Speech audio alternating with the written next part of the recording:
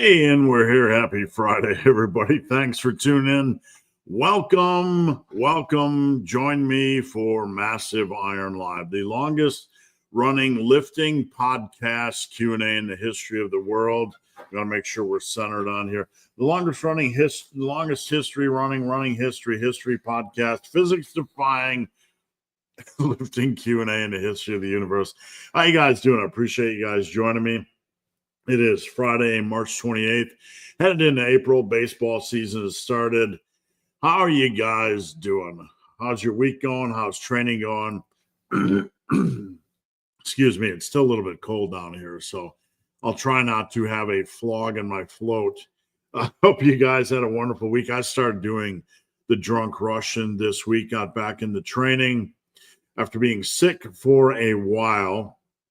And I started doing the drunk Russian, going to try to get out and get some mileage in this weekend on the trails, get back into the rhythm of things.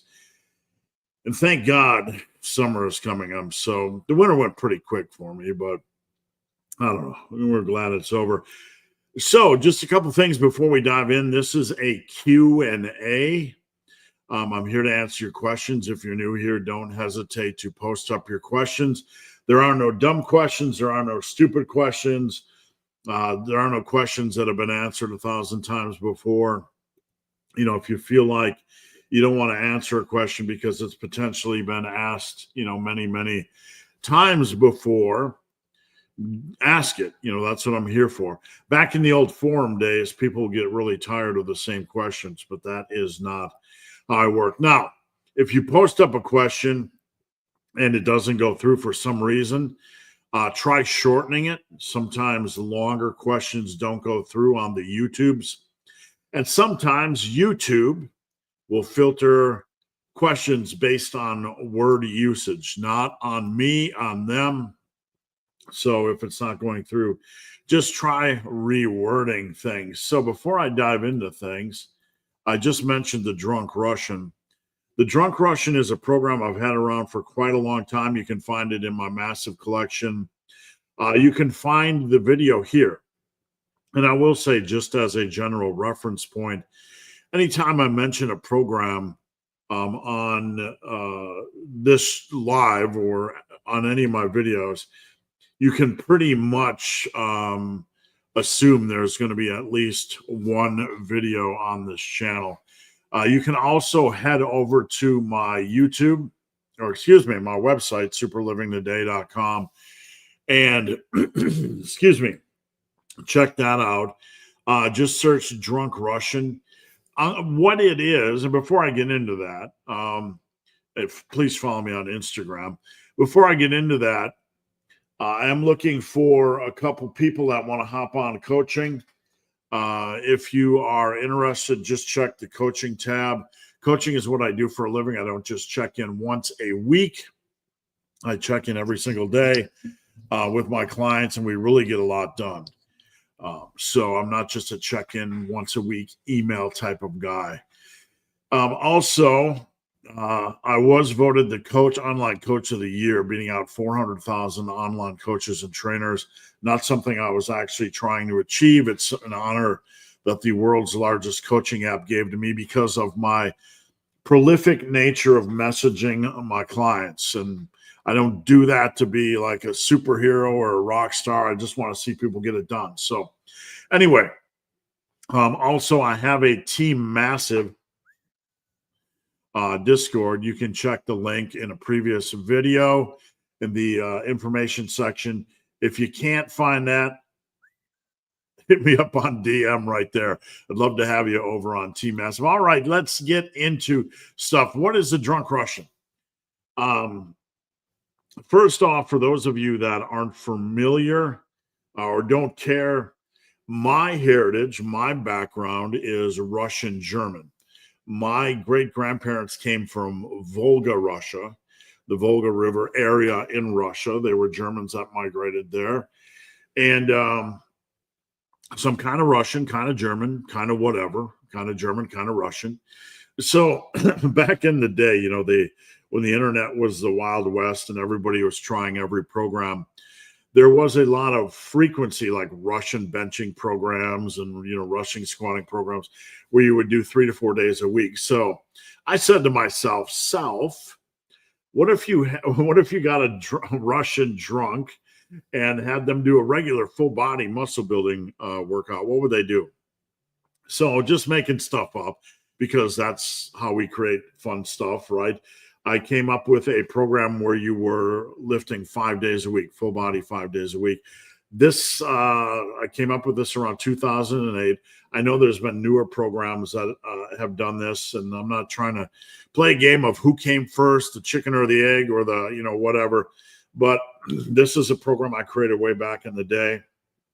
Basically, you do a full body and you rotate exercises each day. So Monday chest, you might do 2 or 3 sets of bench, usually 2 sets.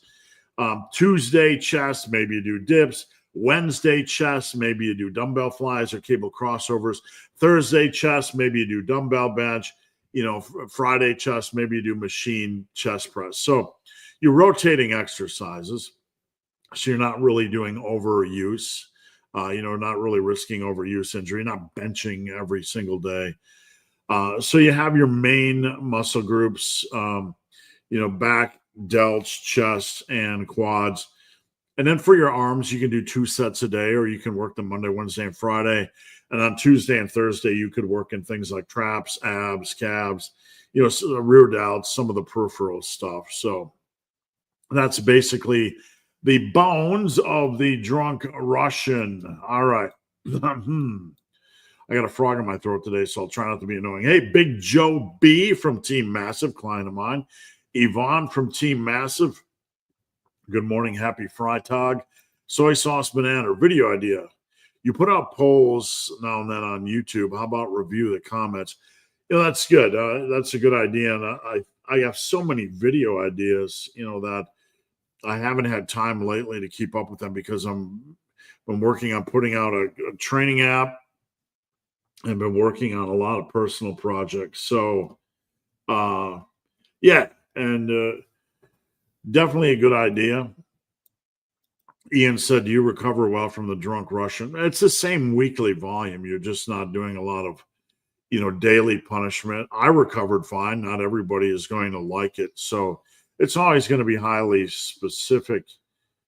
Ty, how do you balance running and lifting?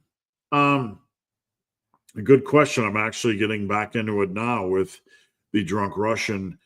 The best way I found to balance it is to run 3 days a week. Like, I'm going to be running Tuesday and Thursday for about an hour. And then on Saturday, I'm going to be doing a long run. So I'm going to be lifting. I'm going to be lifting Monday through Friday during the week. My long run will be on Saturday. I'm going to make sure my legs are recovered. Basically, I don't like to run 24 hours before a posterior, like a deadlift or squat type of day.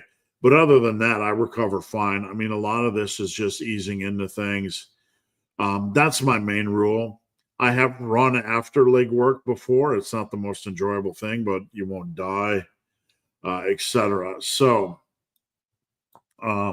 if any of you guys want to really get into the nuts and bolts of these things, please join the Team Massive Discord, post questions, start threads. We'll dive into things. Big Paul sending me a shot of vodka. I'm not a big vodka guy, but I will say during my college years and a couple of years afterwards, when I was more into the partying lifestyle, we would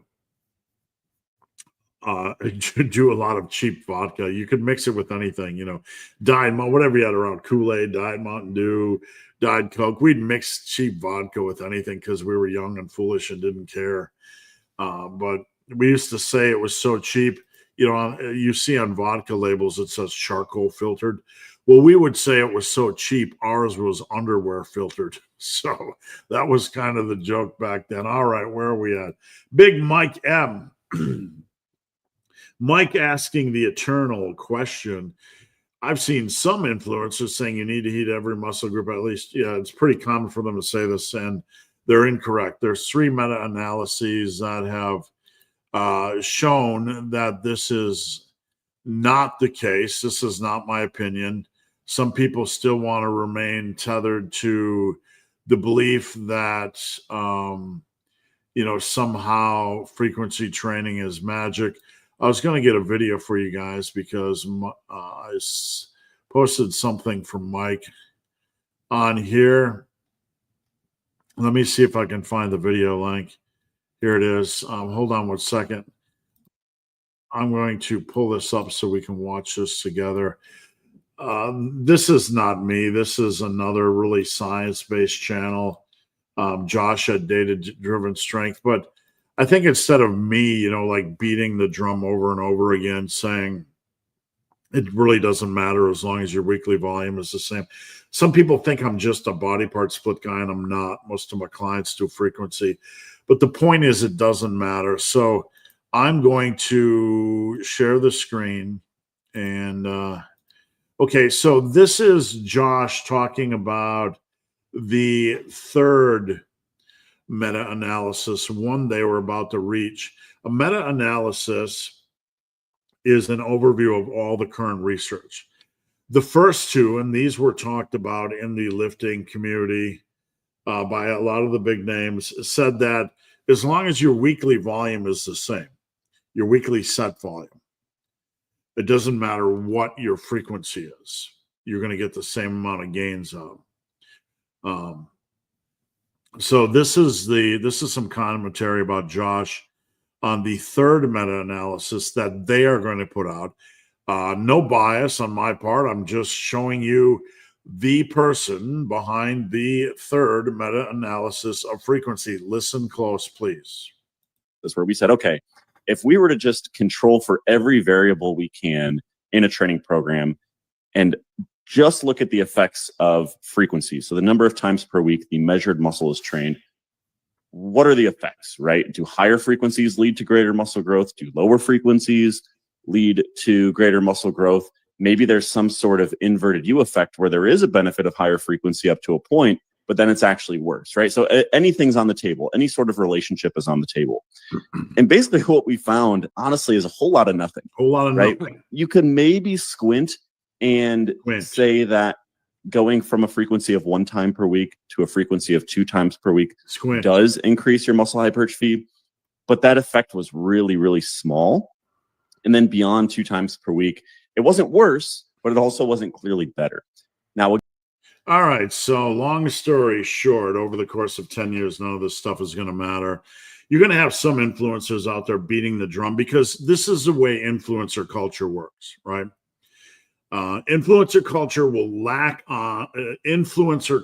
will latch onto something, be it frequency training, be it lengthened partials, current fat of 4 to 6 reps per set, whatever the soup of the day is, they will latch onto it and they will want to be part of the cool club.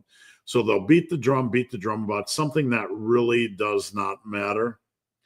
And they'll stress it to the point where it becomes part of the universe, the lifting universe, and everybody starts to believe it does matter because everybody's talking about it. It does not matter. It doesn't matter if you do once a week, twice a week. He clearly said 3 times a week really doesn't provide any benefit, which really smashes the old belief in the balls, to be quite crude, that, it used to be when the whole frequency hype came around that after 24 to 48 hours, muscle protein synthesis tanked, and therefore you had to lift every third day. Well, what he just said was this just got kicked in the balls because actually there's no benefit at all when you look at the science. So I do not care how people train because I know frequency doesn't really matter. What matters is progressive overload, consistency, hard training, nailing your nutrition, a good exercise selection over a long period of time. These are the massive iron pillars of success. I put together a free PDF or ebook on the pillars of success. You can also find them at my website, superlivingtoday.com, as part of my massive omnibus series. All right, Rico, good afternoon. Hope all is well. Good, other than having a little frog in my throat from the weather bouncing around a lot. Any good movies or TV shows? Man, I cannot speak highly enough about the TV show Severance. I absolutely love it. It's bizarre. It's well crafted. There's no crappy episodes. It's not going to be for everybody, but it is certainly, if you like very unique, different types of shows. You remember when Lost started and you kind of thought they were going somewhere and we were all intrigued, right? And then it kind of just went nowhere. And you're like, damn, that was a huge waste of time. Well, Severance is going somewhere and you feel the confidence that you know where it's going because it's very cohesive and not random. So I can't speak enough about Severance. Shelly Kleinemann, good morning. Coach and Team Massive, let the bulk begin. The favorite 4-letter word of the lifting universe, bulk. And I would say the favorite 5-letter word is pizza. Harris, how's it going, Harris, from Team Massive? Good to see you. Welcome to 2025, where anything is possible and physics don't matter. Neither does logic or real science, for that matter. So I appreciate the reference. I've been trying to do reels, for fun, not to become a TikTok influencer or anything, but, sometimes after doing this for 15 years, you need a humorous outlet. If you guys find any wacky videos that you want me to make into a reel, and if you haven't seen any of my reels, please check out Instagram or TikTok or here on the YouTubes or on X. If you guys find any interesting videos, please send them to me. I'm always looking for good material. I've noticed that when I stop tracking nutrition and eat randomly, I end up in exact maintenance. A couple of things to unpack here is if your eating is reasonable, then you're probably going to be around maintenance, right? By reasonable, I mean you're not eating like a pig, not overeating, drinking a lot of alcohol, eating a lot of fast food each day. I've said this to my wife, and I've said this to many people before, but I don't know if I've ever made a video about this. It is hard to gain weight in the long run, okay? You might say, hey, the world's fat. That's really a stupid thing to say. What are you talking about? It's hard to gain weight in the long run? Okay, so you look at let's look at some people in their mid-30s, 40s, 50s at Walmart, right? Walmart, grocery store, whatever. So I'm going to use an example of both men and women, and it doesn't really matter. I'm not trying to pick on anyone specifically. But let's say you see a 240-pound woman at Walmart or the grocery store, and she's 40 years old, right? And your mind will think, she's just loose, sloppy, eats, drinks wine. And then you realize she probably weighed like 130, 140 when she was 20, maybe 120, 110, whatever. And she's gained 100 pounds in the last 20 years. Okay? 5 pounds a year. That's not a big rate.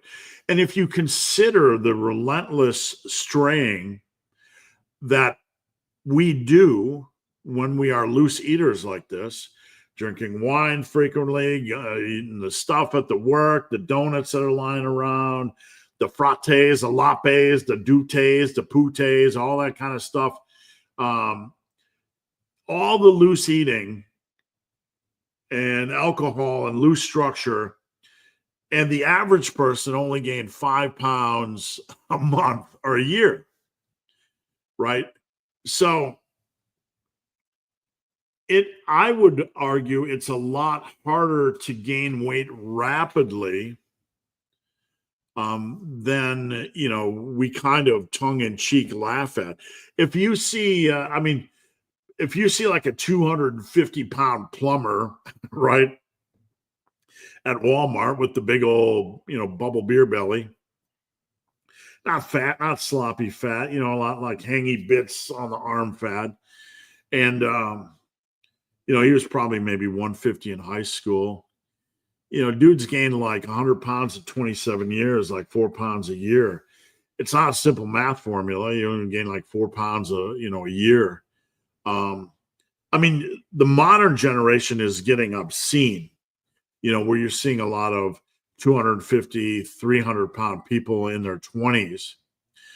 And that will tell you, based on what I just said, how sloppy and unrestricted their eating has become. A lot of fast food nearly every single day, or junk food or crap food every single day. Even so, okay, a lot of these people start, like, if you see a 250-pound woman in her 20s, I'm just using a woman as an example. You can see a 300-pound man in their late 20s. Okay, that weight gain probably started at age 10. Not judging, just saying reality. Getting fed chicken nugs and mac and cheese and McDonald's and French fries and fat Cokes and fat Kool-Aid and fat energy drinks. So if you see somebody in there like age 28, their weight gain probably started around age 8 to 10. Okay, they started to slowly pick up weight because of their habits. You're looking at like 20 years of a lot of loose, unrestricted eating. It's just that we tend to start younger these days. So I would say it's a lot more difficult to gain weight than we think. It takes a lot of abuse over a long period of time. And if you're not in that zone, if you're eating mostly reasonably and maybe a loose day you regret every 4 or 5 days, you're probably going to be pretty close to maintenance, maybe only gaining, even if you're gaining weight, maybe only a couple pounds a year won't even be noticeable. What muscles are strengthened by running? Your mental muscles. I mean, there's different degrees of strengthening. I mean, your body is going to acclimate to specific demands. I mean, you're not going to strengthen and become strong, like in a muscle building sense. The body is going to strengthen itself to handle the demands of whatever you're doing physically to a point, and then you get to a tipping point where you kind of start to pick up overuse injuries. We're not superheroes, right? So we have to temper what we do so we don't push the body. Like, the body can be very forgiving when it comes to food or when it comes to training. You can push hard, and think, youth can mask a lot of things. And then you can wake up one day and like you start to pick up overuse injuries, or you start to get sick from your food choices. That's kind of a little bit of a ramble, but the body is always going to acclimate to specific demands. It's not going to strengthen specifically. You're not going to get big quads. Like, sprinting doesn't give runners big quads. That's kind of a misconception. It's actually the inverse if you think of it. Runners, people that have bigger, more muscular quads or have the potential to generate more power with their quads tend to rise to the top of sprinting. Just like people that are taller tend to rise to the top of basketball, right? Like, does a sport create a certain type of athlete by performing the sport, or do certain types of athletes rise to the cream of the crop because they're kind of built for the sport? Do you consume quinoa? Yeah, I've consumed quinoa many times, different seasons of my life. One of my favorite recipes back in the day was to take quinoa, chicken, and salsa and put it all together. If you want a very simple meal prep idea, that's a really solid meal prep idea. Tastes great. Quinoa is high protein. The only downside for quinoa to me is that I don't find it as filling as potatoes. I don't find it personally quite as filling as rice, and mileage may vary. Everybody's going to be different. So Nothing wrong with quinoa. I don't find any unusual flavor. It's neutral. It's almost a little bit more watery in a sense than rice. Like it doesn't seem like it has as much body. But yeah, it's perfectly fine. It's nothing wrong with rotating in quinoa. I would say it's really an underrated complex carbohydrate source because it is high protein, and working a little bit in, not a bad idea. I would also say black rice is very underrated. We talk about different types of rice. For a long, long time, I would mix white rice and black rice. Black rice has a little bit more fiber, has a little bit different nutrient profile. Not that that's, dramatic or whatever, but, when you're using multiple sources like black rice, like white rice, or like quinoa, like potatoes, like oatmeal, you're getting in a variety of complex carb sources. What downside is there really? Everything has a little bit of a different nutrient profile. Fickburger, how's it going? From Team Massive. Wanted to switch up my chesticle workout. Replace dumbbell flat and incline press. Okay, so we got dumbbell flat bench and dumbbell incline press with dumbbell Larson flat and incline. Okay, feet up. Definitely had to drop poundages. That's fine. It's fine to do something like that in a season. The main issue I have in the long run is that the limiter, this could be a good tool for building the bench, but the limiter, because you're benching with your feet up, you're making it harder in a way that isn't really perfectly conducive for hypertrophy. You're taking an exercise, okay, and you're making it more difficult in ways that don't stress the chest inherently more. This might sound controversial. I'm not saying it wouldn't be a good bench press builder.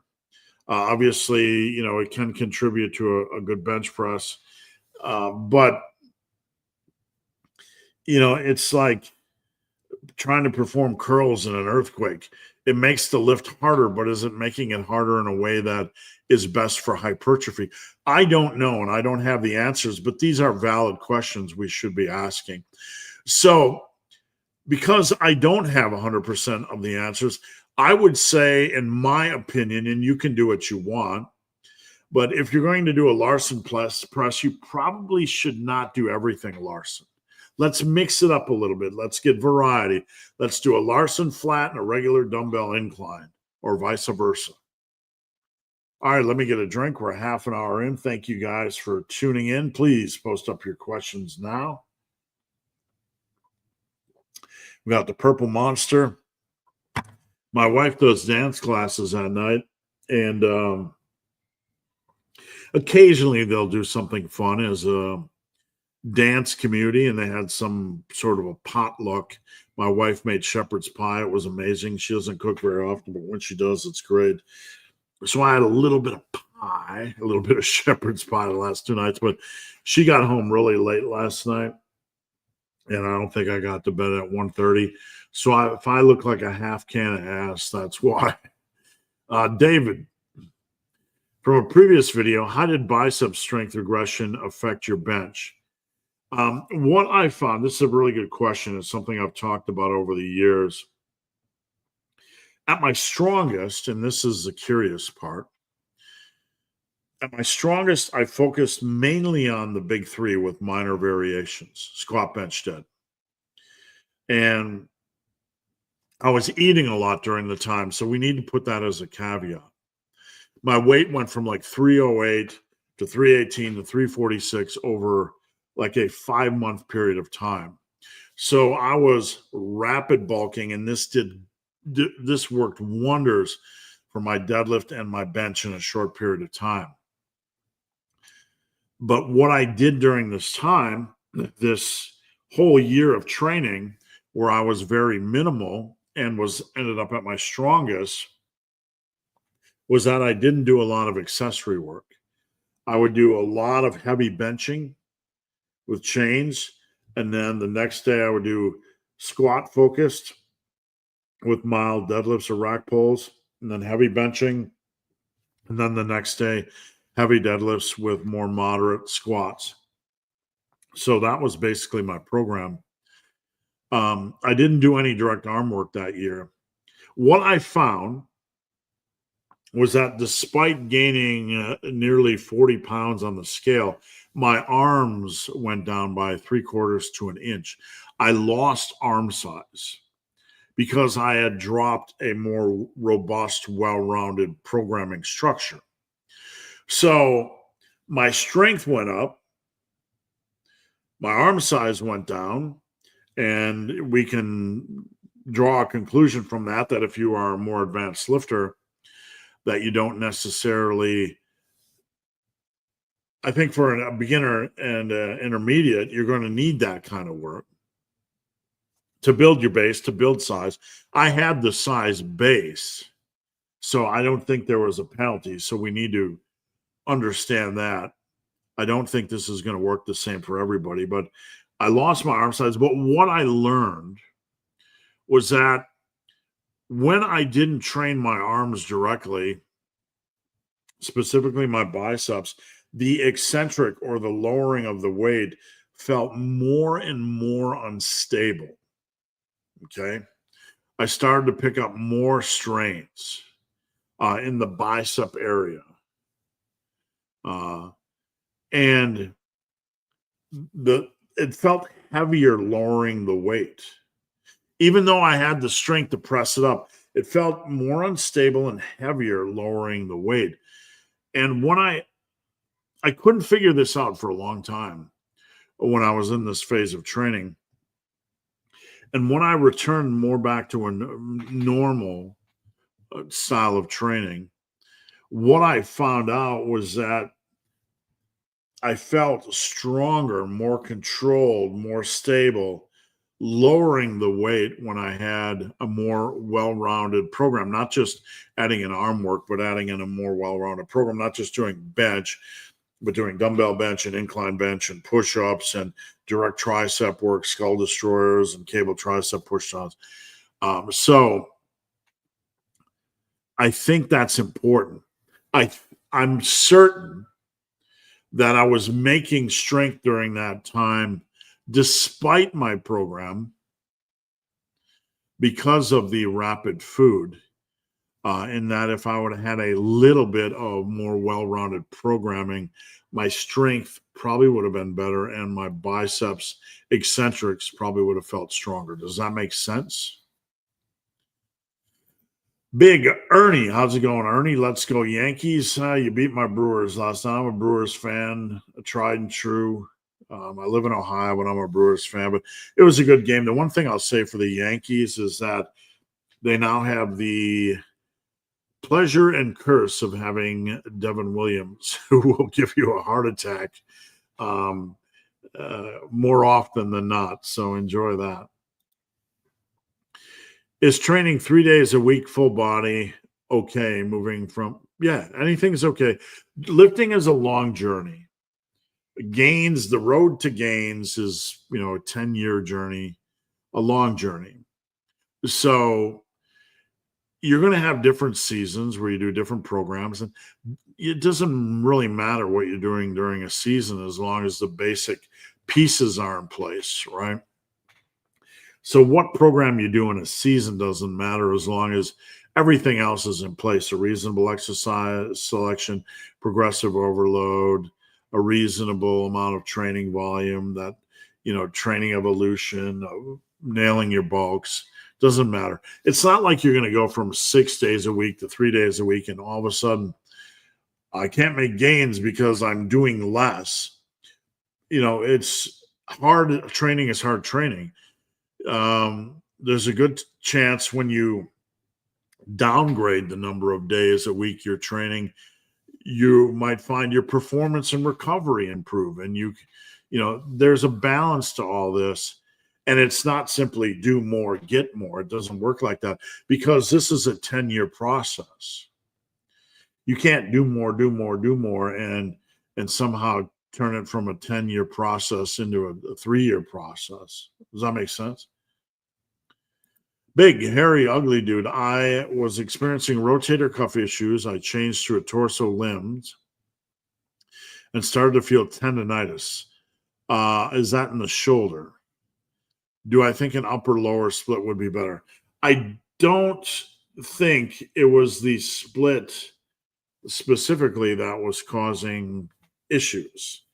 I'm no expert on shoulder tendonitis. I assume that's what you had. I don't know. You have to clarify. Was it elbow tendonitis, shoulder tendonitis? I'm assuming because you said rotator cuff. You were an upper lower split is you're going to do upper twice a week, just like a torso limbs. So no, I don't think it's going to change anything. I would look at specific exercises and try to figure out, what exercises in the mix are causing the aggravation, if that makes sense, because you have to look at small variables. You have to kind of, figure out. It's a matter of, like, whenever you're dealing with an injury, it's a matter of sorting through details and altering minor details and trying to figure out, what improves what. David said, congrats on 100K. I just noticed I'm still gaining slowly, even though I'm an old man, right? Still gaining about 200 subscribers a month. So I appreciate that. More than that, I'm very happy to, have a successful coaching business. It's a dream for me to do that for a living. So those are the numbers I worry about, helping you guys in the way you want to be helped. Big Paul, how's it going, Big Paul? Thanks for joining in.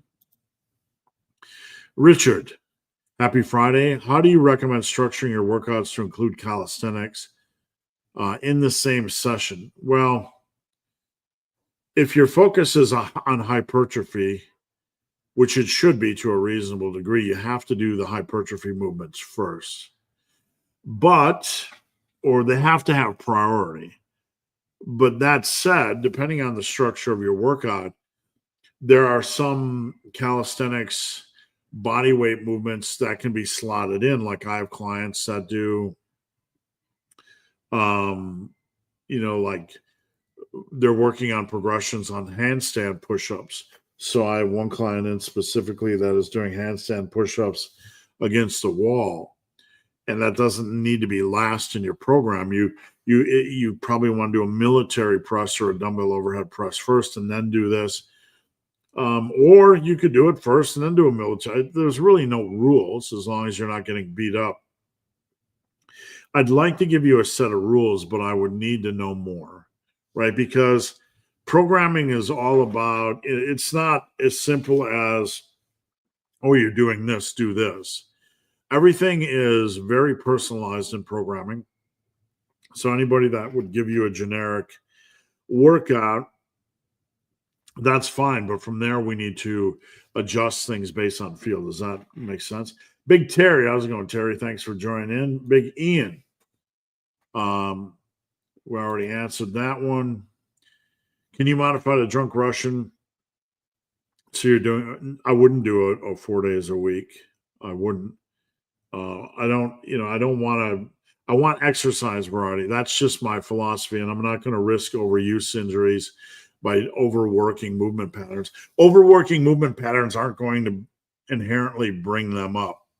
I mean, you can do 4 days, 3 days a week programs like, the Russian bench programs, and those are meat grinders and they might work for you, but that's not how I approach programming.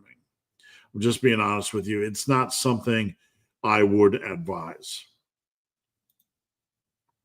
Why don't you just do it right now and then post it later? I have so many questions I ask on social media. It would just take forever. It would take an hour just to go through one. Happy Friday. Have you reviewed my 150K squat earlier this week? Well, go on Discord and find out, my friend. I looked at every, just being funny, I looked at everything this morning and I was up to speed on everything. So, yeah, it looked really good. Nice work. I said that your hips were staying disciplined and not coming up before the bar. A lot of times when you get in the grinder zone on a squat, you'll see the hips come up and the bar isn't moving up, and that's when we fold and get into trouble. And that can be the difference between a failed rep and a successful rep, maintaining discipline. And sometimes you just simply can't control that, but you did a really good job of staying in that lane. At what point do you need, the key word here is need. You don't ever need a specialization program. At what point could you try one? Anytime you get into the intermediate stage of training, you could do a little bit of shuffling to a specialization program. The key thing to understand is that sometimes when we talk about, not sometimes, nearly all the time, when we talk about a specialization program, we as a community tend to mentally elevate it into something. I'm going to do an arm specialization program, and the progress is going to be insane, with echoing insane, right? Like, like a monster truck commercial, Sunday, right? I'm going to do an arm specialization program, and the gains are going to be insane. And that's not true. It's not. You can't simply do specialization programs and radically amplify progress. You hear some wild stories about, guys that did radical programs and, added a half inch on their arms in a short period of time. I think that's possible for a few, but for most of us, it's specialization is going to be a little bit of a bump. So you could do rotating specialization in 3 to 4 to 5 month phases, where you do a slight chest specialization and a slight back specialization, then a slight, delt specialization, where you're transferring some of the volume of the other muscle groups into the chest, not a lot, but once you're an intermediate and your form is good, you can play around. Daniel Kleinemine, good to see you. ICT. What's the main driver in building as much strength as possible on the squat, bench, dead, overhead, adding more volume? No. Patience is really patience. Having really good form on the squat and deadlift. Working on form is a cornerstone, so you don't get beat up. On the squat, form is a cornerstone. You're putting in your time with reasonable volume. Those two seem to be the best contributors, not excessive volume. That can beat you up on the squat. Deadlift, you want to get your quads and back strong. I don't see a lot of guys deadlifting as much weight as they should because their backs and quads are relatively weak. I mean, they're doing the stuff. They're doing the leg press. They're doing the rows, but the weight they're using is just not conducive enough for a big deadlift. The guys that are hack squatting and leg pressing and leverage squatting a metric crap ton of weight, or dumbbell or pendlay rowing a metric crap ton of weight, they are usually deadlifting a metric crap ton of weight. Strength builds strength. And I'm not trying to make a direct correlation saying if you get one up to here, when I post videos of my dumbbell rows, 240 by 8, 260 by 8, 200 by 20, you always get some chuckle barriers like he, ho, poor form, whatever, cough, cough, you're not getting a back feel. These are all their assumptions, of what the value is and, what you're getting out of it. But one thing rings true. If you can do a 220-pound dumbbell row for 20 reps, you can deadlift a hell of a lot of weight, right? I did a pendlay row at my peak of 405 by 5. If you can do a pendlay row of 405 by 5, imagine what your deadlift is going to be. Does one build the other directly?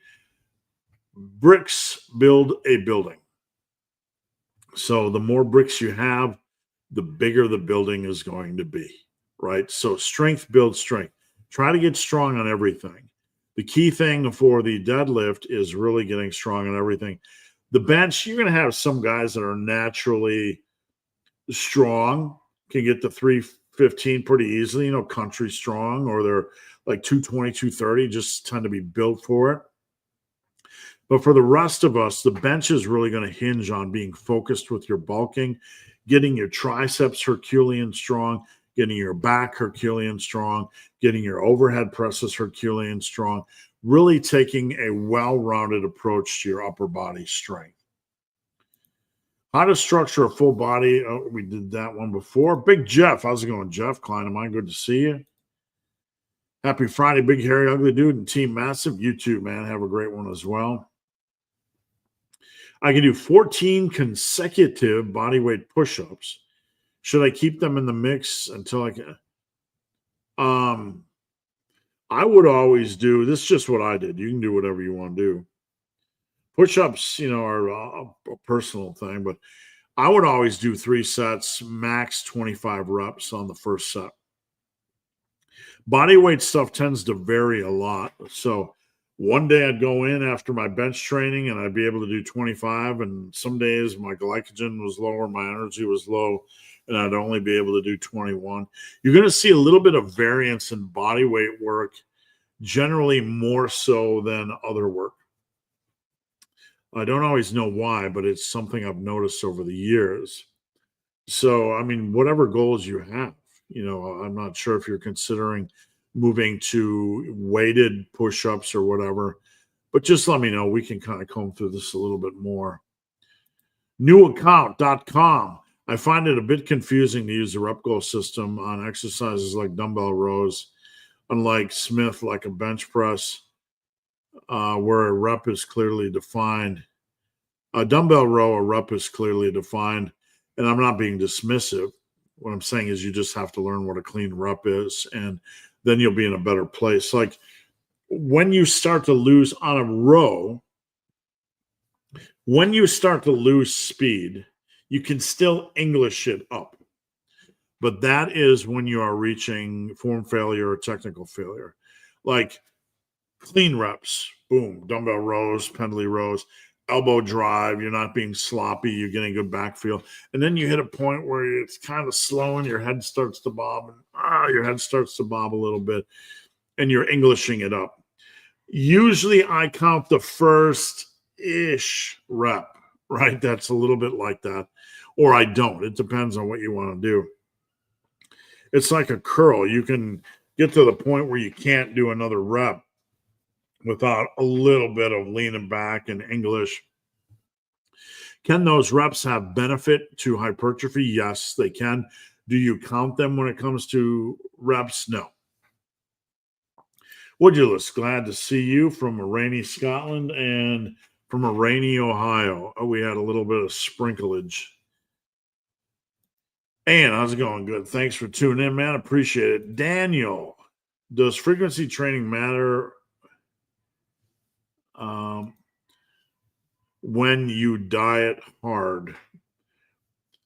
Well, when you diet hard, the thing is sustainability in training. If you're doing a hard cut or an aggressive cut, you probably need to pull back a little bit on your training. You're not going to have as much glycogen, much energy.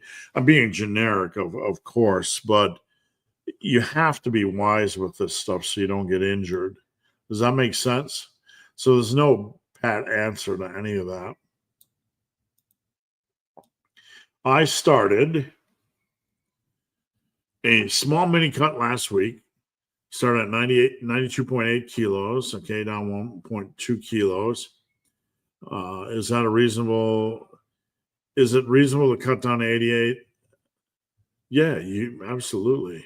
I mean, you can cut down as much as you want. There's no reason to stop at 90, no. What I always say is if you're in the middle of a cut and things are going well, take it as deep as you can stand. Maybe you don't want to spend too much time on a cut. You want to get back to the fun of bulking, but you're feeling like you're rolling on a cut. Well, just do it for another 7 or 10 days. Don't always be tethered specifically to the specific number on a scale. Let's say you're rolling on a cut and you want to get back to a bulk. You want to get back to the building stage. But then your brain starts, I want to lose another arbitrary 2 kilos. sometimes just doing like, instead of thinking in kilos or pounds, think of the long-term impact on body composition. I might just do 7 to 10 extra days on my cut. What specifically will that result in as far as fat? Sometimes we just need to say, who cares? Because it's kind of a scale balance. You have fat and you have muscle, right?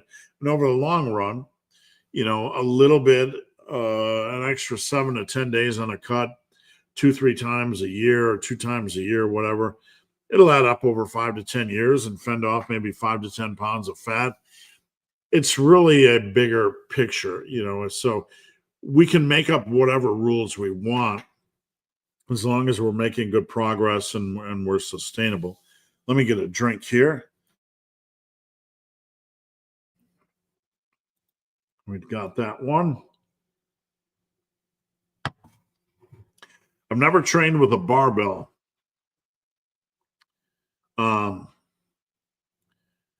Okay, 14 kilos. Let me get specifically what that is in pounds. I know roughly it's about 30.8 for 8647. 30 is on each side. I don't know. Depending on the number of reps, 90, 95, something like that. In that range. Isaac Kleineman, hey there, big hairy ugly dude. Hope you're having a good day. Thank you, sir. After all these warm-ups and full body and body part split seems like heaven. Yeah, tell me about it. I have nothing personally against anybody that wants to do a full body workout, but jumping around from body part to body part, you tend to have a lot of, sometimes a little bit more warm-up. If I had to do squats and bench first off, you're condensing, generally on a full body workout, you're condensing workouts from 4 down to 3, right? So if you want to keep the same weekly volume, you're going to have to do more during a session to begin with. If not, you have to throw some volume out. And then by condensing things down to 3 full body workouts a week, you have to throw out a little bit of the peripheral stuff, right? Do I want to keep the barrel press? Do I want to keep the machine chest press? Do I want to keep dips? Do I want to keep pec deck? Something has to go. And usually, in many cases, one of the heavier lifts, is being tossed, or one of the lighter lifts is being tossed out, excuse me. So you tend to gravitate towards a little bit more intense training style. And that can require a little bit longer warm-up time, depending on how things are pieced together. Thomas, how's it going, Thomas? Thanks for tuning in. So I think the question that becomes on whether more frequency for allow for better progress. No, it's not. I've talked about this endlessly on this channel. It does not. There's no science to back it. And the clip we just watched earlier in this video is a clip from someone doing the third meta-analysis. Basically said there's no difference between training 1 or 2 times a week. It's so minimal over the long run, it won't matter. And there's definitely no difference moving up to 3 times a week. It's not going to allow for better progress. Better progress is going to be highly individual. Do you have a program you like? Do you have an exercise selection you like that's not punishing you, that you can progress on? There's more to training than just, I have a frequency program or a split, and will this facilitate, more progress? And I'm not being dismissive or sarcastic. Programs don't matter. What matters is you. Is this working for you? Is this facilitating progress for you? Is this a program you like? Does that make sense? I feel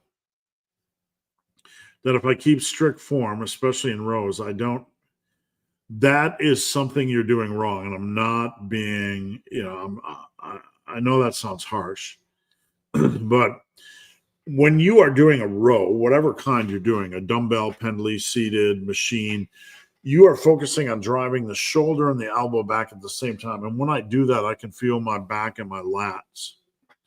If you are strict and don't feel as much stimulus, there's a good chance you're pulling and you're a wet noodle and you're strict might mean you're slowing things down to the point where you're not able to generate enough power to actually feel the muscle. You just, like, if you did a slow-mo dumbbell rep, right, you're going to be holding it at the hands rather than, it's like when you do slow work, you're generally slowing it here at the hands, like a slow seated cable row.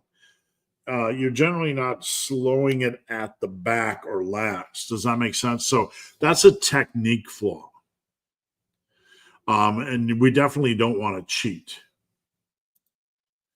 I'm doing back. I'm finally back at doing 145 and overheads. Good.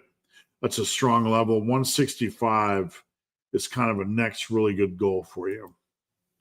Why don't you think more people out there embrace torso limbs? There's so many different split kinds. I mean, people tend to gravitate and regurgitate the same old thing. And that's not a criticism, right? Push, pull legs, upper, lower, those are ones you see a lot. Push, pull legs, upper, lower. When I make videos, let's say there's better ways to do upper, lower, somebody usually has a heart attack. Right. What do you mean? I made great progress. Yeah, but sometimes I think we could improve on things a little bit. And I don't know, there's a segment of the lifting community that when you present new ideas, they act crazy. Like, it's just part of human nature, right? People have cliques, they have tribes. And if you present something outside of their tribe, they feel like what I was doing was really good. And now here's an idea outside of my tribe. And that makes me feel insecure. So I'm going to plant my flag in my tribe. And we're going to go to war. And I'll put great results on push pull legs. And I made great results on upper lower. And, just be willing to play around, see what you like. I don't know. Torso limbs are great, great workout. If you're going to get involved with frequency training, there's no magic workouts. We want to kind of, just give options so it's enjoyable. I feel like in your programs, you often put a bit more horizontal, vertical push than pull. No, I do more back work than generally we have more. Generally, it's equal. And then we have the deadlift, which is added in as a unicorn lift. Every one of my programs is 100% equal. 100%. Absolutely 100% equal. Every one of them, I guarantee it, because that's the way I structure. Generally, I start 4-day-a-week programs with 12 sets of back and with 12 sets of chest. And for example, chest will be a barbell exercise, a dumbbell exercise, a machine exercise, or dippies, and then, a lighter isolation-y exercise based on field. So we have 4 exercises for chest. Vertical push, overhead, same thing, 4. Barbell overhead, dumbbell overhead, something like a machine, chest, machine overhead, or a high pull, and then something like a lateral. So 4-4. Back, something like a pendlay or a T-bar or a barbell row, and then a dumbbell row, and then a seated cable row, lat pull down, pull up. There's always 12 sets. Everything is always perfectly balanced in every program.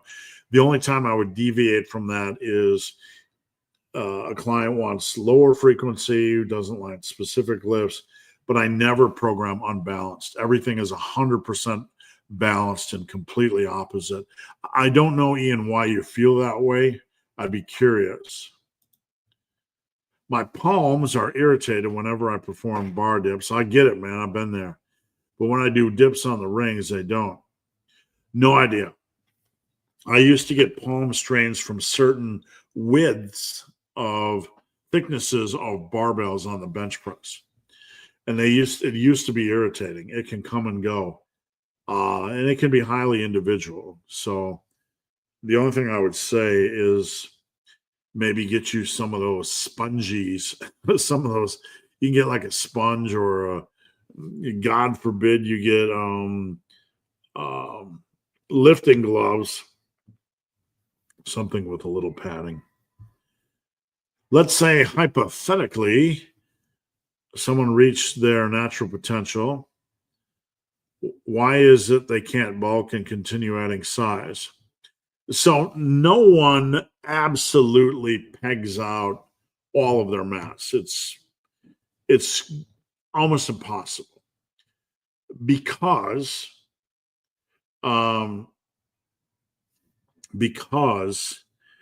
like you can start out today and you can put together a well-rounded program and follow all the common sense, solid principles and pillars of progress, right? And something, on squats, you might be glute stronger, you might be quad stronger. On bench, you might be front delt stronger or tricep stronger. So something is lagging a little bit behind in relative size. You are looking at natural potential like it's 1 cup, right? And in essence, it's hundreds of muscles in the body that are trying to get up to their maximum potential. That's why in the Massive Iron world, we put together a well-rounded program. Doing only bench 4 days a week, right? Doing a selection of big hitters that has a potential to hit different muscle groups. Is that still going to be perfect? Perfect cure? No, absolutely not. It's not going to be a perfect cure. But you can get pretty close. Like you can get really, really big. Like myself, Alex from Alpha Destiny, GVS, Bald Omni Man, any of those guys. But they always have a weakness or an underdeveloped. Have they been training their calves to the limit? Have they been training their vertical pulls to the limit? Maybe they have weird limb lengths and leverages like me, like long arms, which makes pull-ups bad. So they have to get creative with lat work. So you can always continue to gain something. And never on this channel have I ever said you should stop bulking because you're there. No one gets there. If our goal is maximum size, no one gets there. Now, the closer you fly to the sun, the slower things are going to become. That's just common sense in human nature, right? But if you get 97.2% of all the mass you could ever build on all muscle groups, some muscle groups are going to have a little bit more room for progress than others. So what we typically do is we break down natural potential or maximum mass as a number of pounds. When that's just a general guideline. And we have, once you get about 90% of your, maximum strength and muscle, you're going to have weaknesses. I haven't always trained my biceps and hamstrings as, sorry, WhatsApp just blew up, as aggressively as I should have. That doesn't mean I haven't trained them hard, right? So you should, if you want maximum mass, stay at it. You just have to be reasonable, right? There's no point in doing aggressive bulks, really, when you're pretty darn big. The question is that I've always posed, let's say you get to 95 or 97% of all the mass you ever want. Is it worth it for you in the next 10 to 20 years to do all these bulking and cutting cycles? You get to determine that.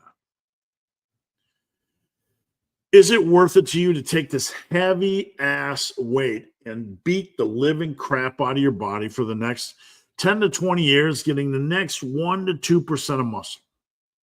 I'm not saying it is. I'm not saying it isn't. That is up to you to decide.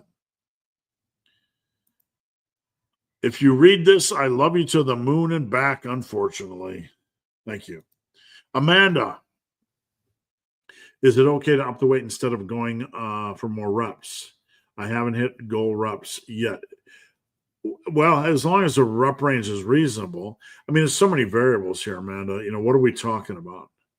What lift? How's your nutrition? If you don't have focused bulking, focused nutrition, inconsistent nutrition, maybe you're not going up in reps because of that, or maybe it's contributing to a slowing of reps. Does that make sense? So a lot of variables here, and it's hard to give generic advice. So if you have more information, please pass it along. Recommend a conditioning protocol while bulking. Whatever you like to do, my friend. Whatever you like to do. Do what you like to do. Generally, to get the heart rate elevated, you need something like high intensity training. You could do walking on the treadmill, and then 15 to 20 seconds out of every minute, you increase the elevation. You could do Stairmaster, where you get your heart rate up. Swimming, even high intensity intervals of swimming or cycling. Hiking, where there's some elevation. Anything like that's fine. How lean should someone be before starting a bulk? That's highly personal. There's no rule. There's no magic number that says you have to maximize muscle. It really comes down to, personal goals. There are some men that come to me that like being bigger. That might sound foreign to many of us, but some men like being bigger, even at the point where they are risking their health or 5 to 7 years off their health because they're in the heart attack zone. They like being in that level. It's not my place to judge or lecture. You do you. So there's no range, that specifically someone should stay in. The key is that they are doing sustainable bulking and cutting and in a range that is conducive to build muscle. If somebody is 5'9", 142 pounds, and they want to stay 142 pounds and gain 10 and lose 10 and build 30 pounds of muscle, it will not happen, right? So we have to be reasonable. If somebody's 220 and they want to do an aggressive 40-pound bulk and then spend half the year cutting 40 pounds, it's not very realistic, right? They're going to spend more of their time in a cut because they're aggressively bulking.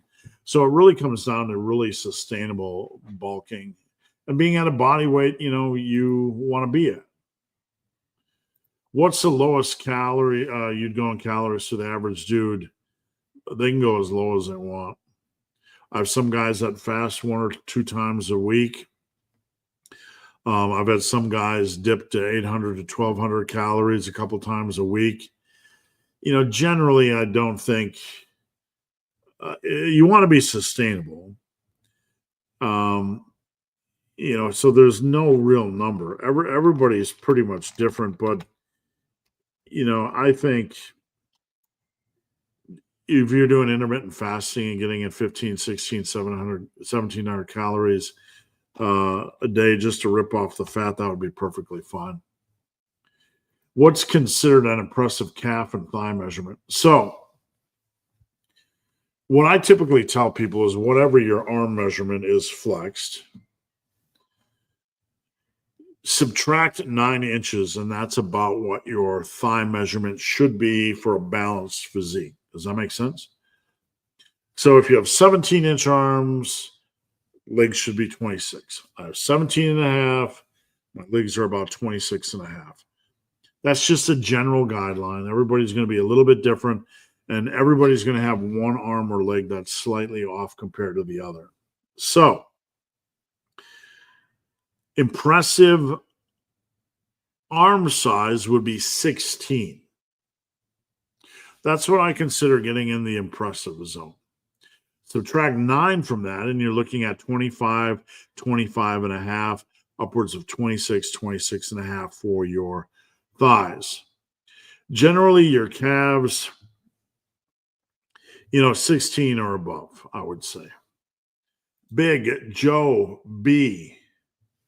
Pausing my cut, going for surgery next Friday. Good luck, Joe. We're all thinking about you. What do you feel would be a reasonable time frame for maintenance calories before continuing a cut? I can't give you that, Joe. This is one of those situations that's highly unique. You're entering surgery. If I were to give you something arbitrary, I couldn't sleep at night, right? That's kind of my standard. I don't like pulling advice out of my butthole. And what I mean by that is I'm never going to give you arbitrary advice. You're going in for a major surgery, and we need to see how you feel, not just physically, but mentally, right? I don't know how recovery is going to be. I don't know how you're going to feel 2 to 3 weeks out. So we have to remain flexible. Does that make sense? What can be the biggest weak link in back squat strength in terms of the supporting muscles? Usually it's the lower back. The biggest two weaknesses in building a back squat are the lower back, that we don't give it enough time, and the compounding factor is inferior squat form and not knowing your squat form is inferior. These are the two contributors. Beyond that, it is going to be focused nutrition. Beyond that, we want to have quad work, which isn't just a squat. So we're building up, quad strength. Beyond that, do I want to add in, if you're squat obsessed, probably a good idea to add in a little bit of adductor, abductor, glute work, and maybe, hip work, hamstring work, anything from Dimmel deadlifts to kettlebell swings, a little bit of variety to really attack all the muscles in that area. Tried a clean pull instead of an RDL because I was thinking that it can help improve my pulling posture. I don't know. I used to do hang pulls. Doug, I think it was Doug. Was it Doug Hepburn or was it Anthony DiTillo? One of them would do kind of like a pull off the ground so it got up to your weight, very explosive Olympic lift. I used to do things like that on and off. The explosiveness can, the heavy explosiveness can be a fun complement to deadlift training. But pulling posture on the deadlift is going to be all discipline. Doing an Olympic lift variation isn't going to teach you discipline on a deadlift. The deadlift is a very unforgiving lift. The bar is a half inch forward, a half inch back. It's going to transfer stress to your lower back. Hips are a half inch down, half inch up. It's going to transfer stress to your lower back. So deadlift is really is about discipline and focus and patience and really paying attention to the details. A lot of guys, they'll get on the bar, they'll get their hips down, they'll just pull, right? Just yank. They're not being disciplined. The hips fly up. They never get tight. They never get locked into position. They never think about driving their shoulders straight up. And that's usually when they get in trouble. Joshua. I prefer shorter, intense sessions. Really, it's going to come down to weekly volume, okay? Whatever works for you. Bro splits, frequency, 5-6 days a week. It's not going to matter because we're looking at weekly volume. So you want to get in a reasonable weekly amount of volume, and you prefer shorter workouts. So what you have to do is determine how many shorter workouts or how much volume you want to get for each body part, and then determine whether you want to do that in a frequency style or a body part split style. A body part split style, you could have 5 or 6 workouts a week. But then again, if you want to do it in the frequency world, you have to do more workouts anyway. So it all hinges on how much volume you want to do per body part per week. Does that make sense? Recovery is tricky with torso limbs. Doing arms, resting a day, then I'm just going to say this, any split you do is going to have unique recovery demands. If you do an upper posterior, you have to rest after the upper day. Anytime you're doing frequency workouts, however you patch them together, we have to be very meticulous when it comes to structuring recovery. That's one of the downsides. I'm not saying downside to the point where you shouldn't do it, but I'm saying that's one of the downsides of doing frequency training is that things get more complicated and you have to juggle recovery in specific ways. So I would argue it's not unique to the torso limb split. It's unique to the frequency world. Why training 6 days a week if 4 days gives similar? Some people like to train every day. I like to be in the gym. If I won the lottery, I might be doing 2 days, in between watching endless baseball games. It's all about weekly volume and personal preference. And the why is all about personal preference. And it's okay. I mean, we live in a world where everything seems okay, but what kind of comes to training, it really comes down to weekly volume, what training split you like, how you like to dice it up. Some people like shorter workouts because when you get past exercise 3 or 4, you feel pretty toasty. If you're training hard, sometimes you can feel pretty drained. What is the standard deadlift good for hamstring? Yeah, it absolutely is. To varying degrees, it's going to hit your hamstrings depending on your limb lengths and leverages and strengths and weaknesses.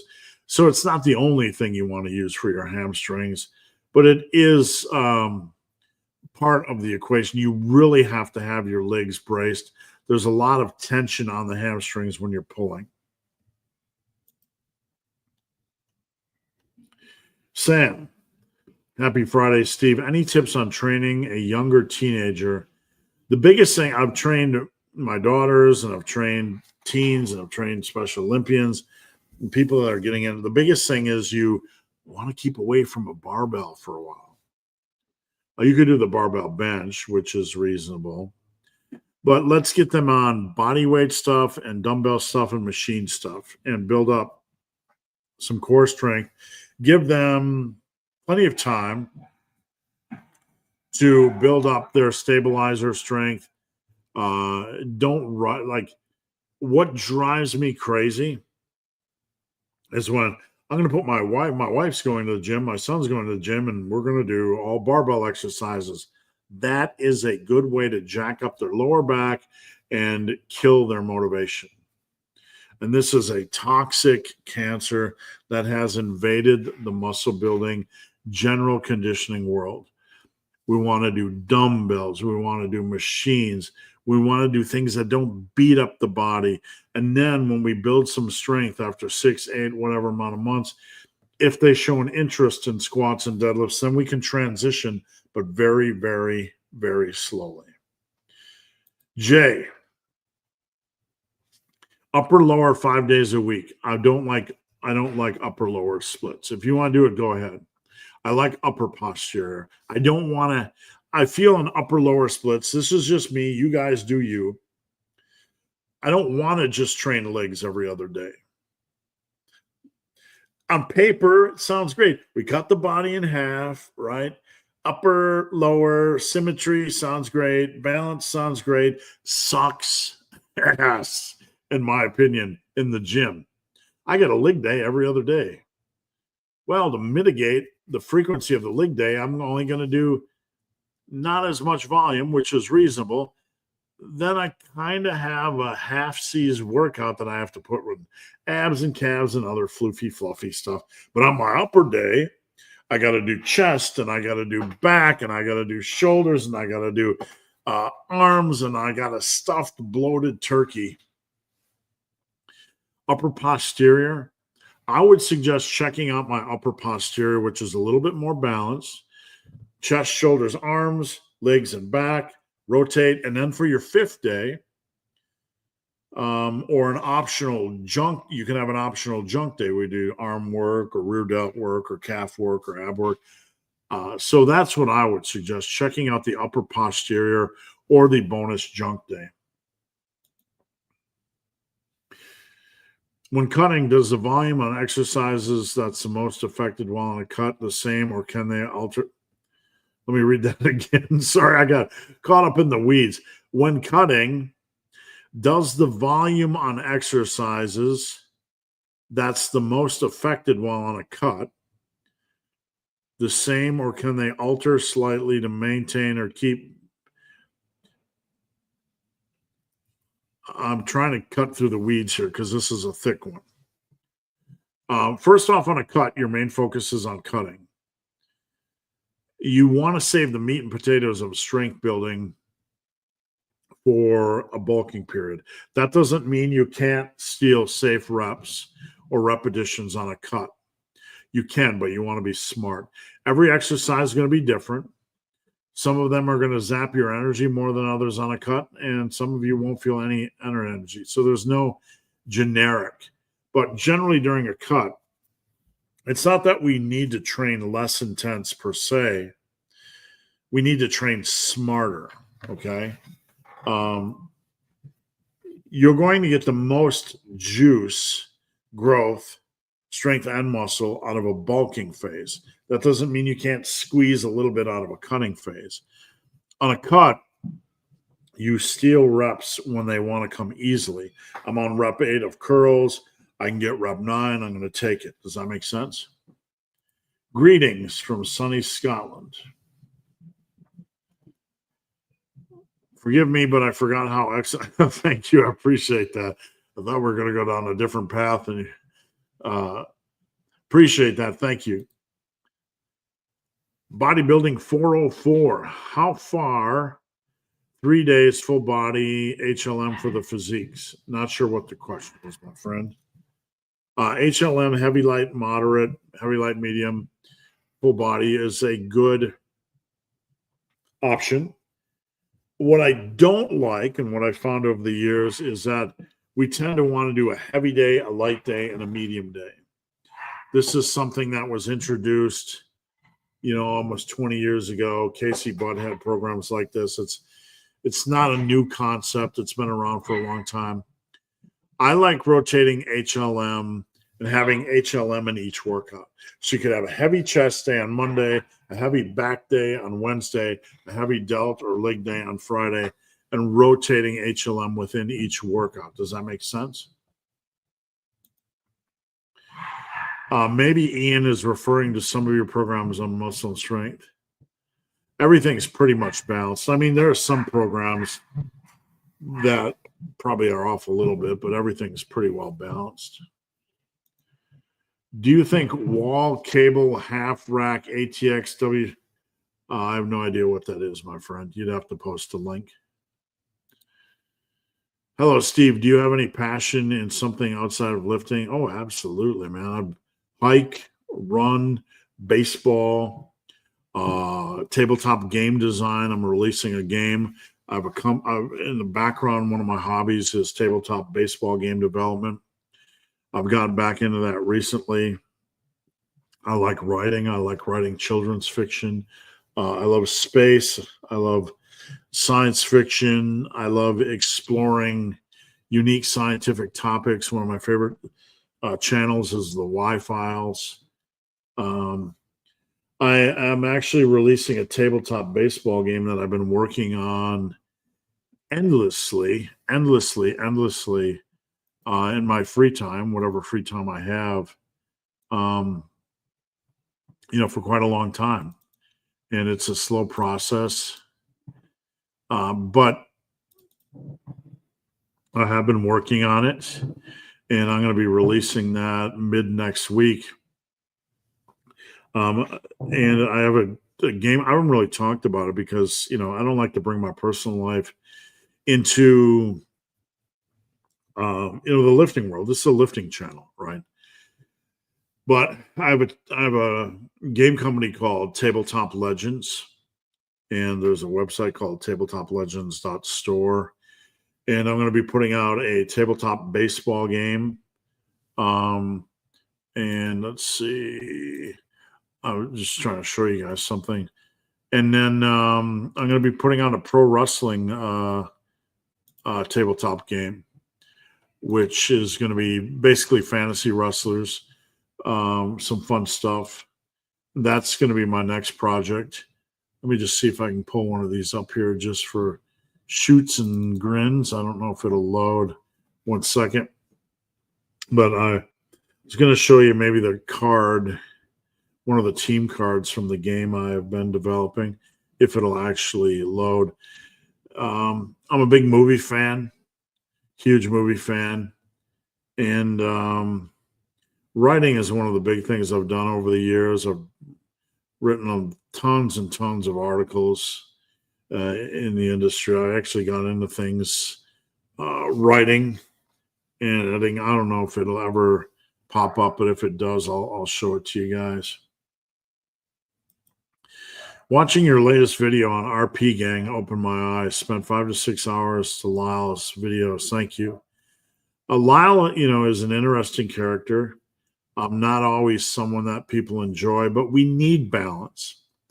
It's not who's right or who's wrong, but we need checks and balances in this industry because there are a lot of black and white topics being tossed out. So, this is actually the card development for my baseball game. And let's see. As you can see, Shohei. Basically, this is going to be on an 8.5 sheet, 8.5 by 11 sheet, and you'll be able to, it'll produce 6 cards. They're in production right now at a print shop, good card stock. And I got my boxes, I got my dice. I've done pre-orders. I'm going to be starting to ship these out, but this is a lot of math, a lot of mechanics development. So if any of you guys are interested in baseball, on the, and have never tried a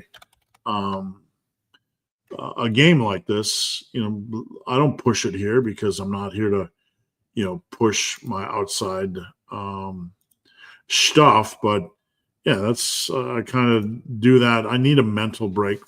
I work 70 hours a week and I love doing custom workouts. I do them Saturday morning. Tomorrow I'm going to get up and do custom workouts. And I'll develop some video topics and stuff like that. But this is kind of a way for me to, take a break and do something creative. This is my website, Tabletop Legends, and it's tabletoplegends.store. And these are the pre-order products I have right now. Yeah, pretty simple. For any of you guys that are curious. Big Thunder. Hey, big hairy ugly dude. I weigh 256 pounds. How should I calculate my calorie intake? You don't calculate it. You figure it out. So we need to see what the scale is doing. So you want to weigh yourself, probably every other day until you get a grasp of what's going on. We need to set a calorie intake, and you need to hit your calorie intake religiously. You need to weigh first thing in the morning. And then we need to see what the scale is doing relative to the calorie intake. And from there, we adjust. Does that make sense? That's how you figure out your maintenance level. And then you can adjust for a cut or bulk from there. Macros, red line, 150 grams of protein per day. That means bare minimum. If not, you're probably eating too sloppy, too much weird food, junk food, fast food. 170 to 220 for a male, depending on what they prefer. You don't have to get overly crazy. I mean, we want to focus on we want to focus on, meat to get in because it's a primary nutrient source, meat and eggs. So you want to get that in, and then you fill in the gaps with your plant-based stuff, fruits and veggies, just to fill in the gaps with nutrients and fiber and all that kind of good stuff. And then from there, you have your loose calories that you fill in based on what you like, how often, you're going to have a little bit of fun, whatever. Bo, thank you for the donation, sir. I appreciate it. How do you program rest pause? There's so many ways to program rest pause. So many ways. I use a bulldozer system, what I call the bulldozer system, where basically the first set you want to do at least 12 reps with. And then you rest like 20 seconds and do more reps and rest 20 seconds to do more reps. And you push them for maximum safe quality reps. But when the first set gets like the 13 or 14 reps, then you add weight. There's many ways to do rest pause. What I would recommend for anybody interested is go over to my website, Super Living Today, search bulldozer. You're going to get a lot of information on rest pause. I want to show you guys something else. So hang on here. Let me pull this up. Let me mute things because it's the YouTubes. We don't want to have a lot of weird sound. Let me just pull this up, go to the main channel. And I want to show you guys how to find a ton of information on the old rest pause. So present, share screen. Okay, so this is my main page of my YouTube, and you have this little searchy button. We're going to search rest pause, and tons and tons and tons and tons. Block training, rest pause, tons and tons. I have rest pause system for my deadlifts, tons of stuff on the bulldozer. Just a huge amount of education. You can also search bulldozer for a specific protocol. And you can see tons and tons and tons of information. So this is the free stuff, right? This is the free stuff. And if you want to go over to my website, you search bulldozer. I have a course. I have PDFs you can buy. Or if you ever want a custom workout, that's one of the cheaper services I offer at only $39. Big J. 2 sets, top set, back off set. What percentage of top weight in the back off set? Usually I drop weight about 10% as a rough starting point. I progress based on the top set.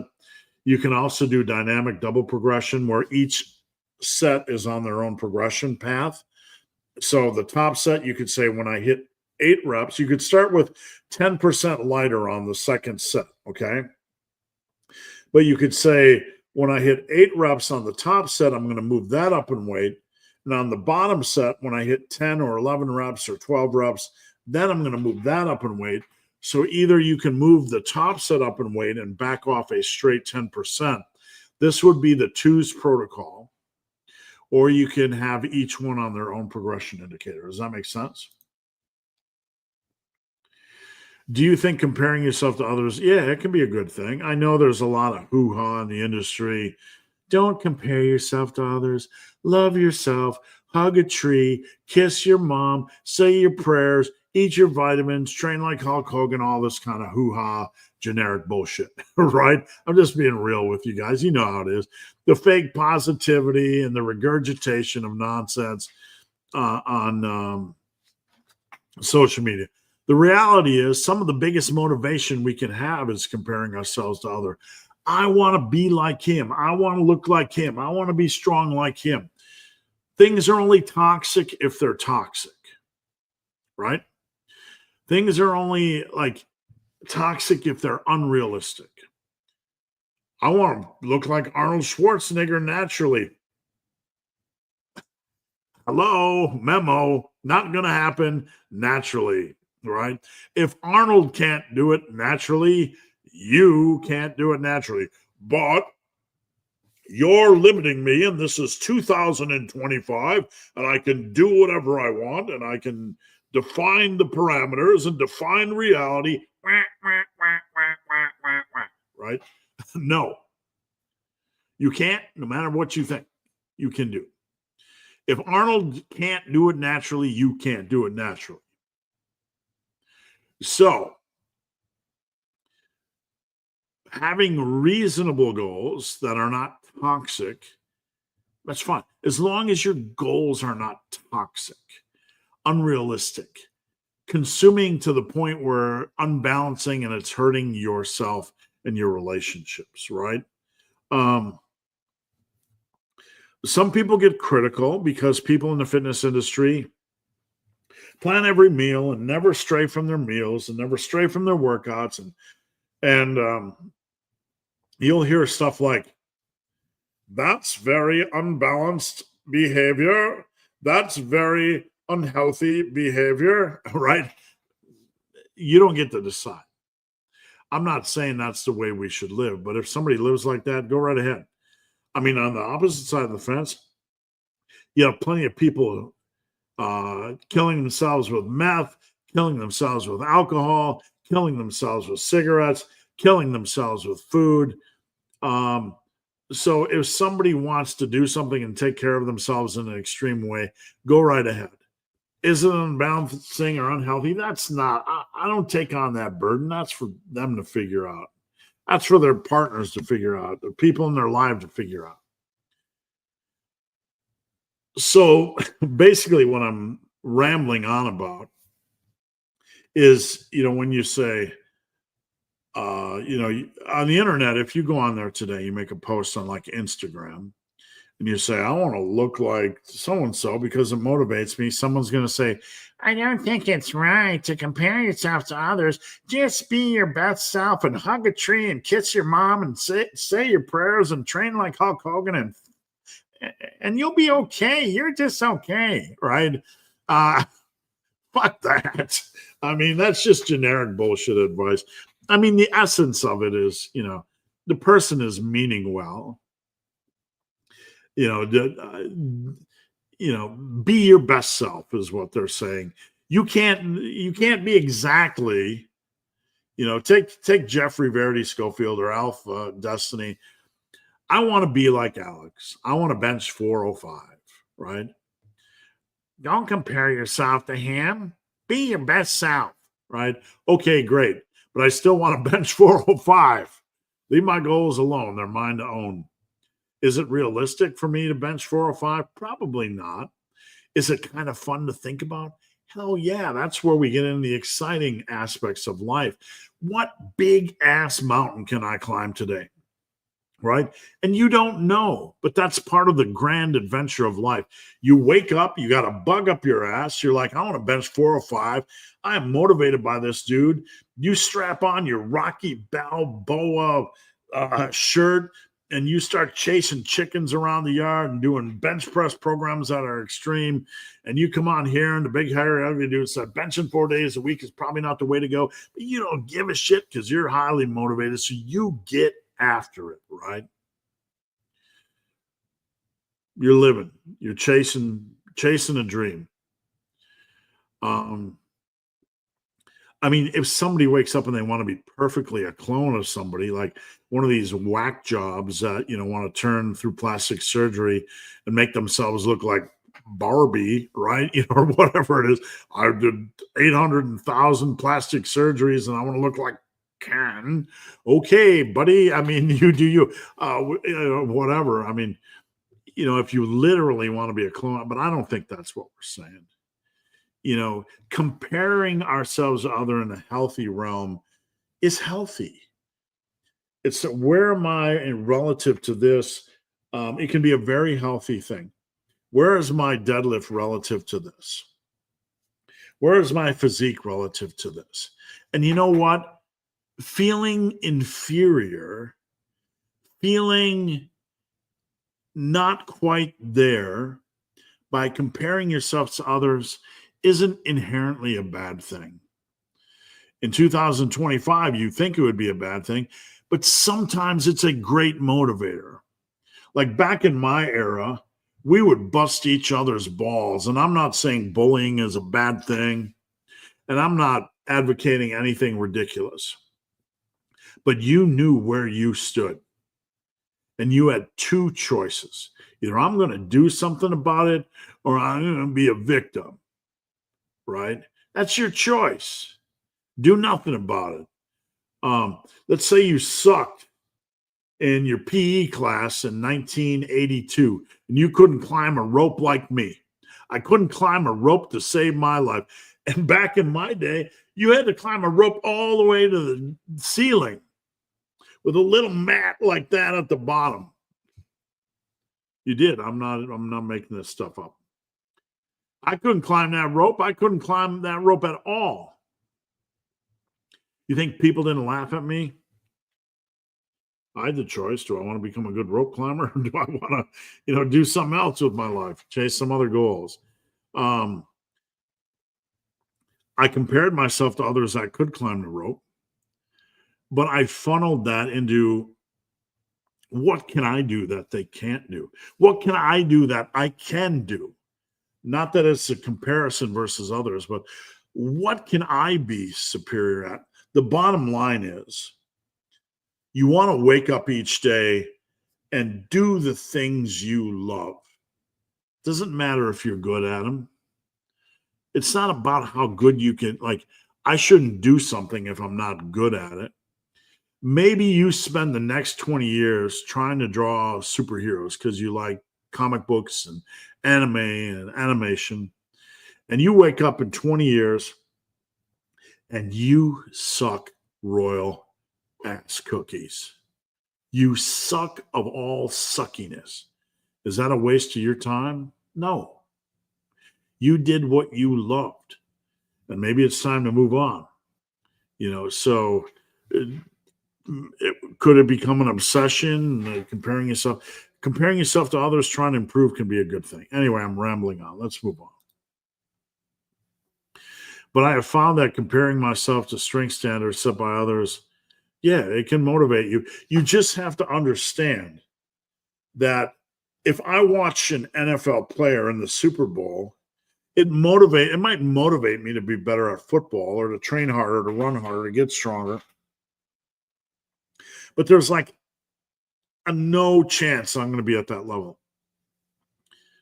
That's not a negative thing. There might be a 1 in 10,000 chance you can get at that level, and you might have some heartbreak when you try and you fail, but it's okay to try. It's okay to set standards.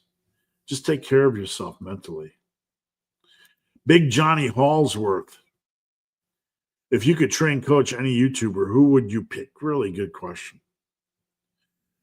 Who would I train? I would like to train Athlete X for a week using my style.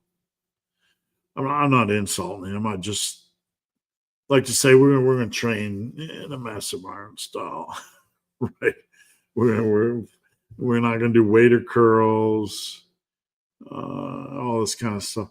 I don't know. There's probably a lot I could. Who would you guys like to see me train for a week? That's the question.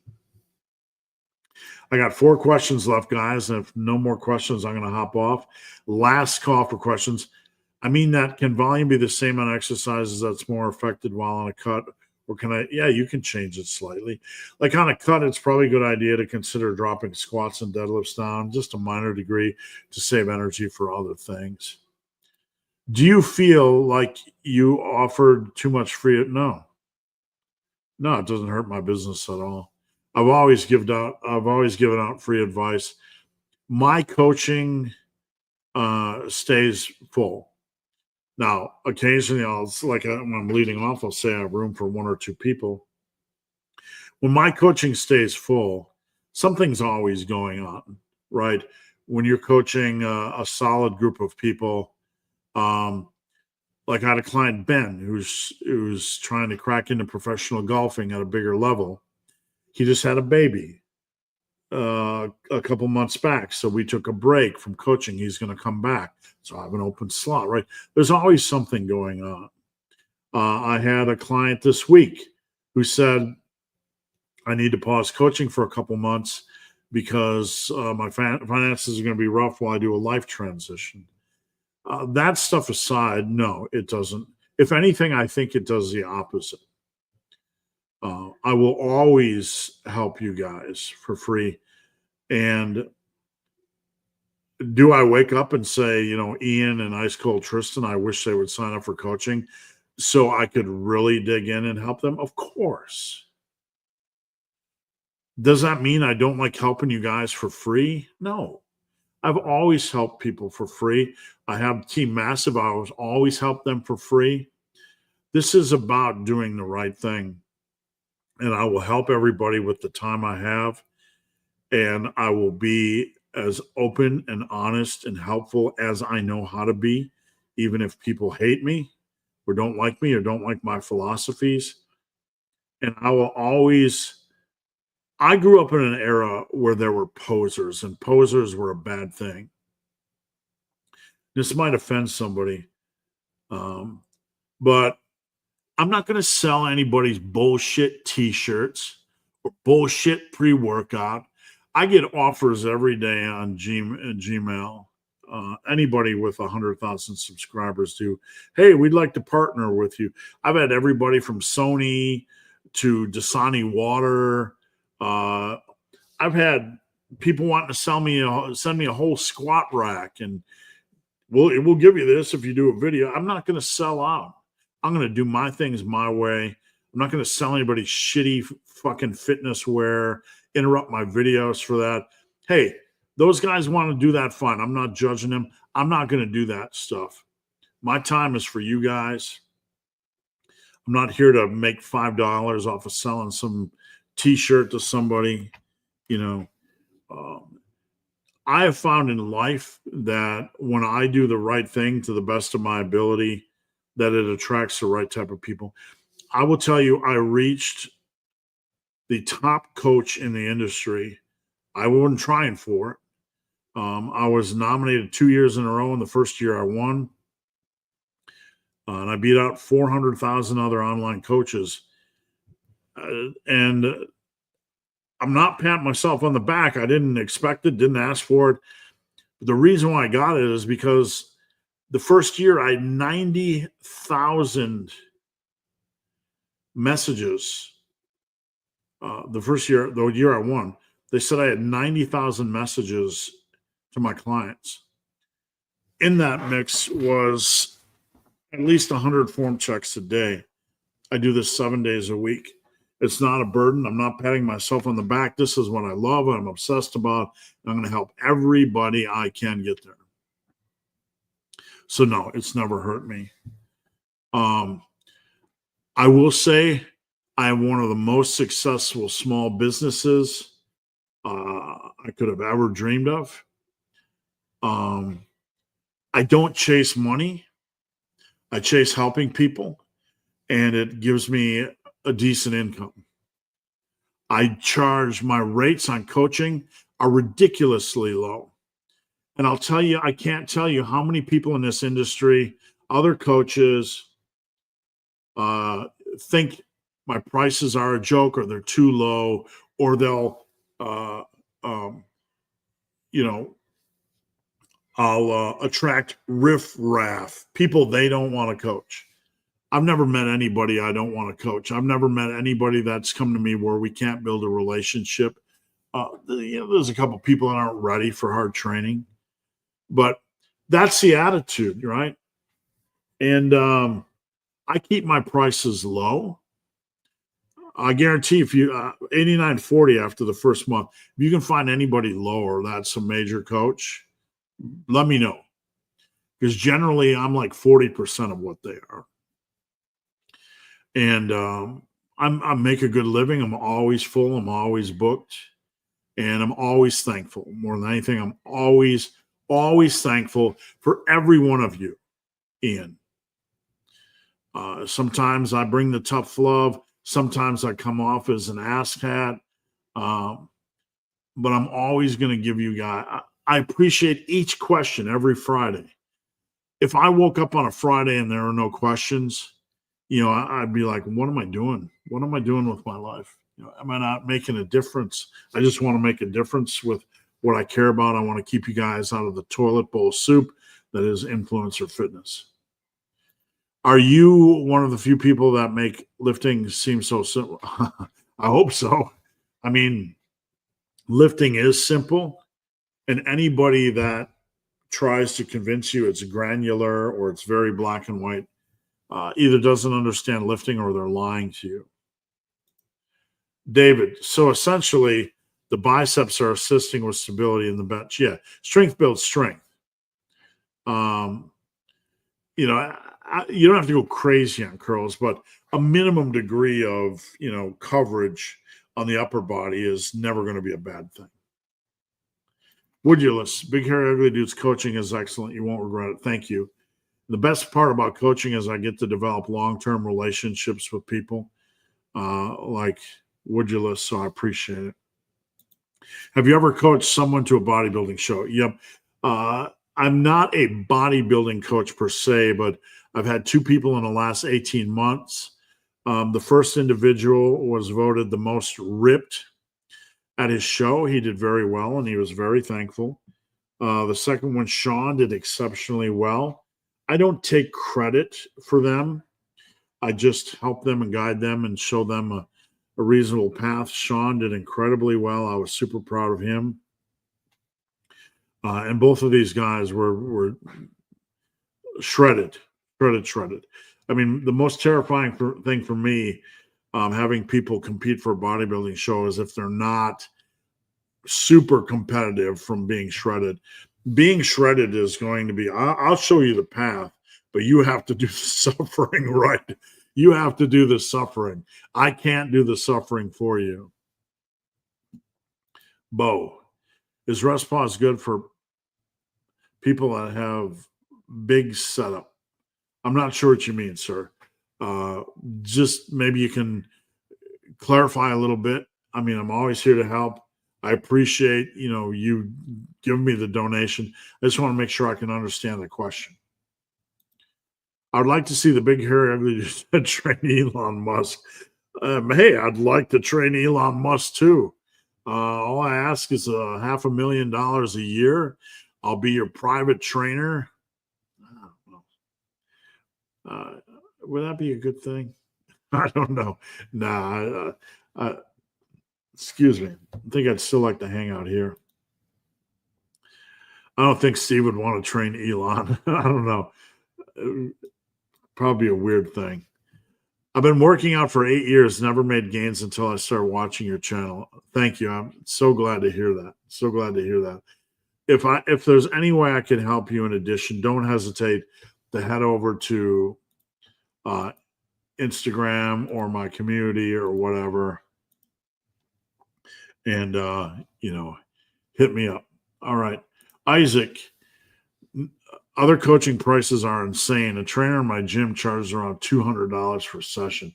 Yeah, man. I mean, I'm not trying to come off like a superhero, but that's my prices, and I have a really efficient system. I'm going to be honest with you, and this is going to sound offensive, but there are a lot of trainers that don't like to work hard. They don't. I'm not sorry for saying that. I'm not elevating myself. In any profession, you're going to have people that want to train a lot of people and people that don't. There are a lot of people in the fitness industry that want to do high ticket coaching and charge $200 to $500 per person. That's fair. That's fair. Some of them don't want to sell their time. That's fair. They have a right to do that. I don't mind selling my time because I'll be 58 this year. And my time, I like spending my time with you guys. That's what I like to do. I'm a lifter. So the more, the better. Can I push-pull legs on Friday through Sunday over some years? Yeah, absolutely. As long as you're getting in, a solid amount of weekly volume, it doesn't really matter how you structure it over the week. like bracing the core, keeping your back tight, I tend to lose it after a few reps. Let me know which lifts, because you can send form videos. I'd like to take a look. Really, the nuts and bolts and all of this is being able to take a look at a specific lift and see where you're struggling. Maybe Big Hairy Ugly Dude can train Mike Israetel and get him on. I'd like to train with some of these guys.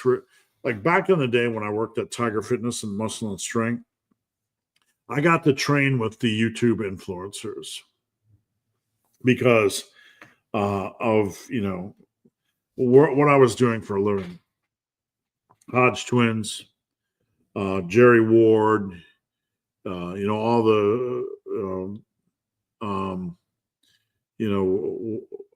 all the influencers. I could just go on name a lot of them. So many of them I trained with, but a lot of the modern influencers, Basement Bodybuilding, Alex, they're a different breed. I would love to train with these guys just for personal experience. All right, guys, that is it. We conquered about 2 hours of questions. I appreciate each and every one of you. Please come back next Friday at 2 o'clock or 11 o'clock, whatever I am. Please head over to superlivingtoday.com. Get you a Massive Iron t-shirt for the love of all things holy. I have some pretty cool gym bags that I absolutely love. We have books like gym logs, workout trackers, tons of apparel, tons of t-shirt stuff. I'm a small business. Every dollar matters, so I appreciate your support. Thank you guys for watching. I'll see you next Friday. Come on back. In the meantime, in the mean stuff, learn your physics, kick it. It's